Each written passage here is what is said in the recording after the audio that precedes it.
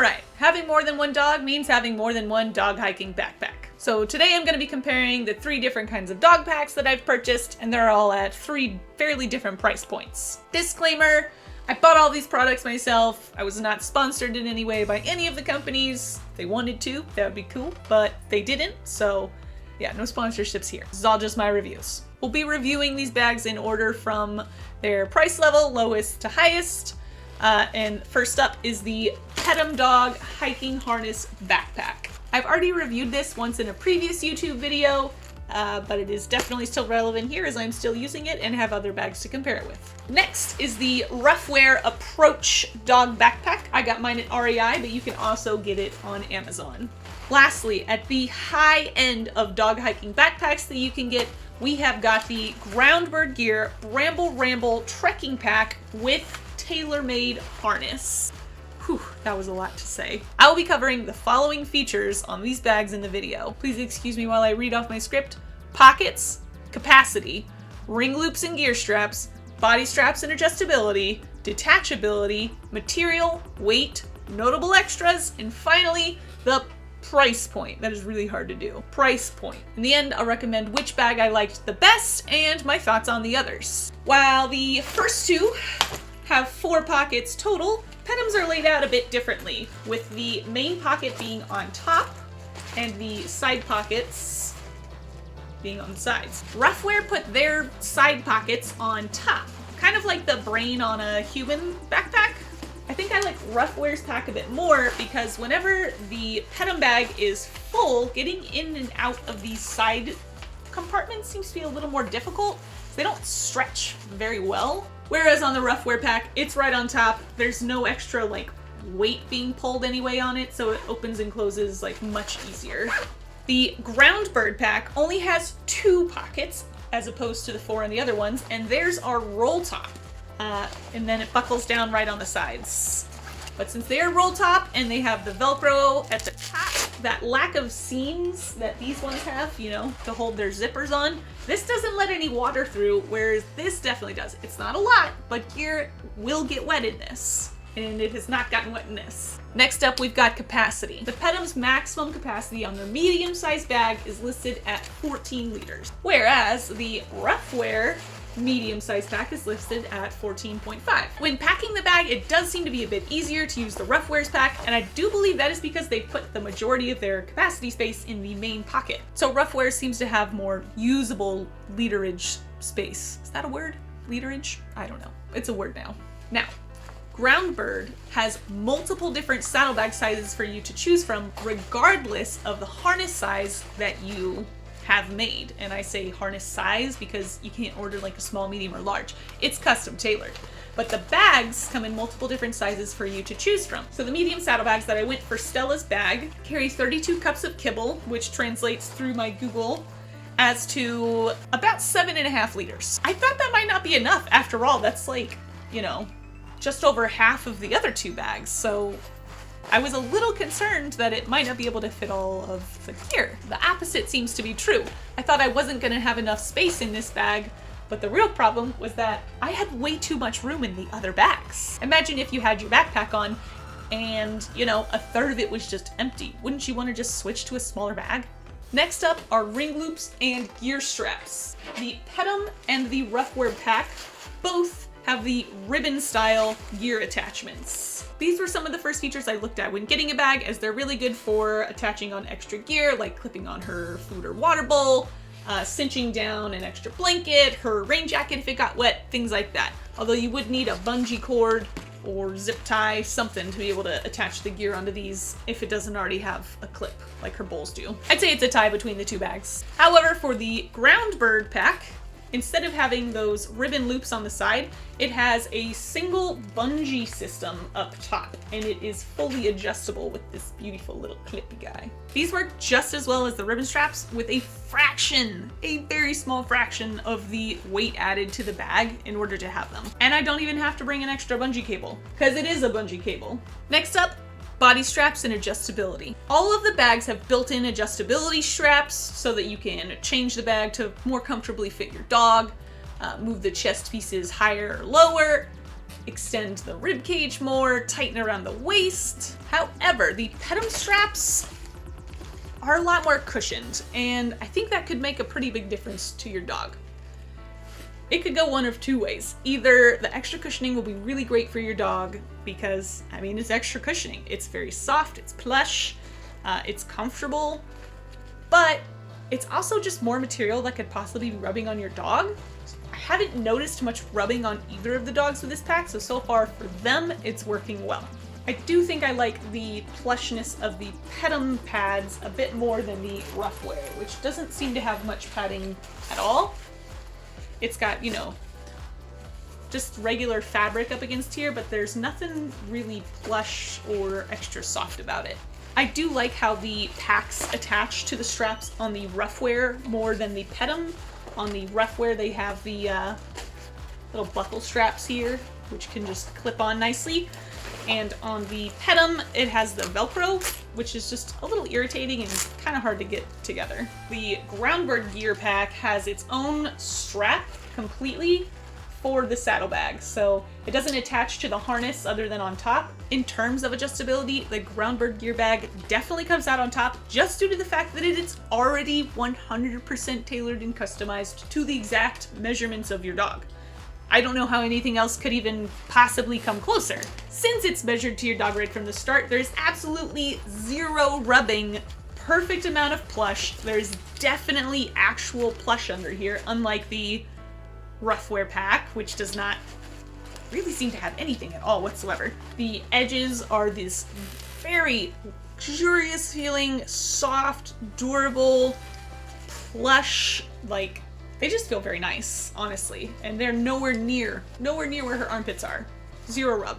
Next up, detachability. I think detachability is a huge factor to keep in mind when looking at a dog hiking backpack. The Pettom bag and the Groundbird bag both have detachable saddlebags, leaving just a harness underneath, but the Ruffwear does not. It's one piece, and I love bags that let you take off the bag part and let you have just the harness underneath. If you like going day hiking while you're camping, or you just love the multi-purpose of it, and you don't want to have to carry around an extra harness, or make your dog carry around an empty backpack just to utilize the built-in harness, then you're gonna want a backpack that has a detachable harness underneath. I really prefer a harness over just a collar. I think it's better for my dogs because I don't like any pulling on their necks really whatsoever.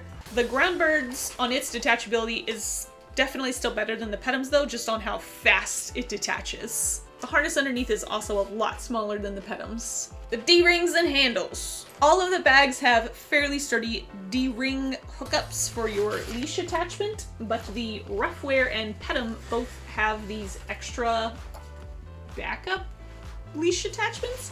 I don't know if that's what they're for, but I've definitely used them for that. All bags also have the built-in straps for when you might need to pick your dog up over a log or through some rough brush or over some water if they don't want to go into the water or you don't want their stuff in their bag to get wet.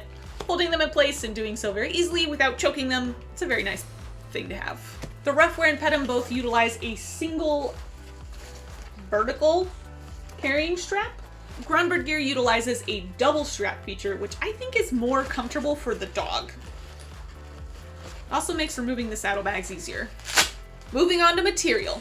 The Pettom bag is made of 100% waterproof nylon fabric. The Ruffwear bag is made out of 420 denier ripstop nylon. Groundbird is made out of polyurethane coated and DWR treated 400 denier pack cloth. The Groundbird has a more durable feeling and again is more waterproof just due to the fact that the roll top doesn't have those zipper seams for the water to get in. Moving on to weight. I'm comparing across the medium sizes for all of these bags. They all fit Stella.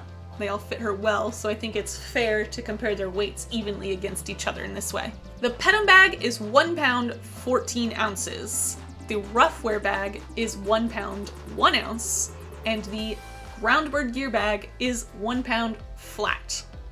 The Groundbird comes out on top for sure, not just because of the 1 ounce, but also because it detaches. That's more features with less weight. That's crazy. The extra weight in the Pettom seems to be devoted to all of the extra cushioning that they have. So it's not exactly a bad thing, but if you're doing a long distance hike, every pound counts, especially for a dog. Moving on to notable extras, all of the packs have reflective lining built into them, which is very great for if you're in low visibility conditions such as night hiking, foggy weather, snowy weather, or if you're just hiking or walking alongside of the road. All of the bags come in different sizes and colors and bag sizes, so there's a pretty good fit for a multitude of dogs. The Groundbird bag is 100% made in the United States, and that's pretty important to me. I love supporting small businesses, and when I got to get this bag, one, I got to get the best bag for Stella, and two, I got to support a small business to do it.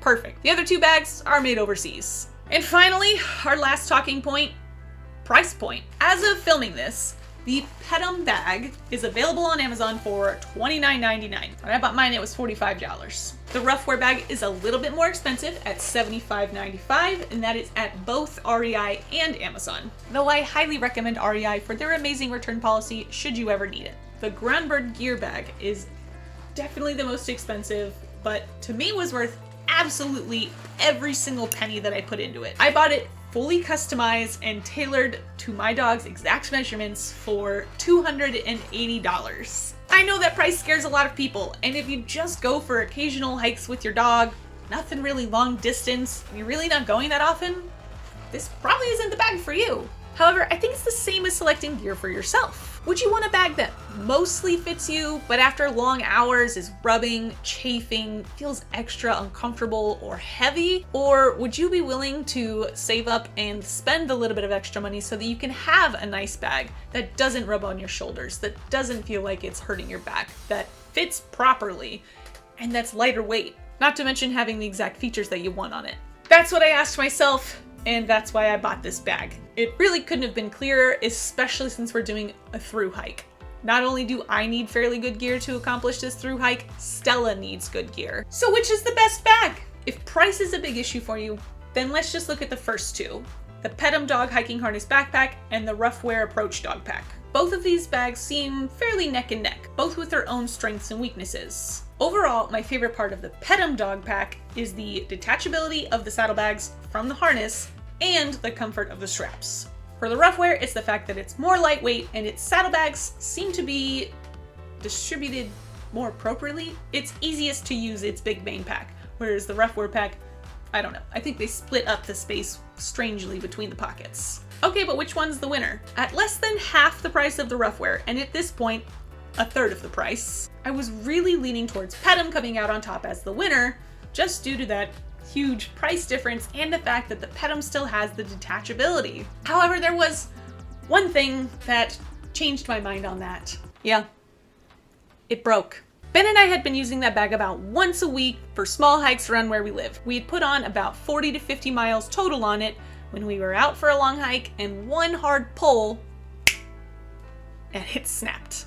To be fair, it could have been a one-off problem with just this bag and not the majority of the bags that they make. I contacted the sellers on Amazon and they did replace the bag for free at no charge to me whatsoever, not even shipping. We're getting close up to that same mileage as we were before. We're at about 35 to 40 miles on this one.